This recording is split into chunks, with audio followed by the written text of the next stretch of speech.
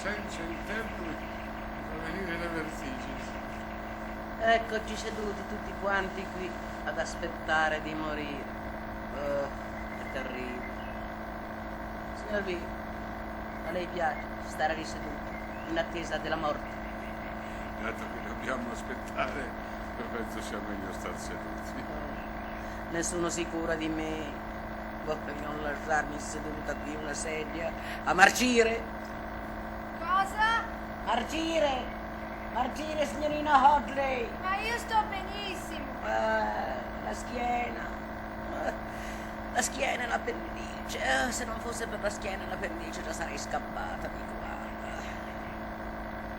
Se la tolga. L'appendice? Ah, l'appendice, già, non posso mica togliermela da sola, l'appendice. Pensa di no. Sarebbe bello non dover stare qui, ma bisogna starci.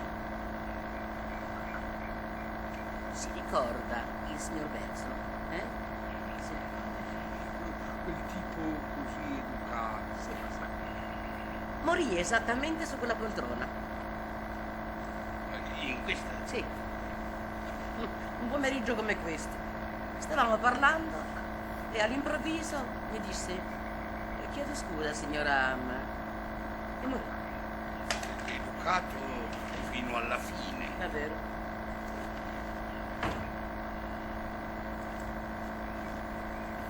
Ha perso di nuovo il suo cornetto, signorina Hodley. L'ora delle sue pillole, signor Vita. Grazie, signorina. I fiori stanno appassendo di nuovo. Peccato. Ero sicura che questi avrebbero attecchito. Ma non importa. Un giorno o l'altro avremo un giardino meraviglioso. No, i fiori non atteccheranno mai qua. La terra è vecchia, il posto è vecchio. Come si sente oggi, signora Anna? L'appendice mi dà di nuovo fastidio. Anche l'ultima volta credeva di avere l'appendicite. Poi sono un po' di No, era l'appendice e avrebbero dovuto togliermela subito. Invece hanno messo in pericolo la mia vita per risparmiare i soldi dell'operazione. Lei sa che non è vero. Si ricorda che cosa le ordinò il dottore? Una furica. Il dottore disse che si trattava di immaginazione. Vuole un po' di bicarbonato di soda? No. Si sta comportando come una bambina viziata.